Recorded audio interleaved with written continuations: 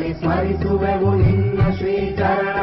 ಬೀಳಗೆಯ ಪುರಧೀಶ ಸಿದ್ಧಾಮ ಶರಣ ನಿತ್ಯದಲ್ಲಿ ಸ್ಮರಿಸುವೆವು ನಿನ್ನ ಶ್ರೀಚರಣ ಬೀಳಗೆಯ ಪುರಧೀಶ ಸಿದ್ಧಾಮ ಶರಣ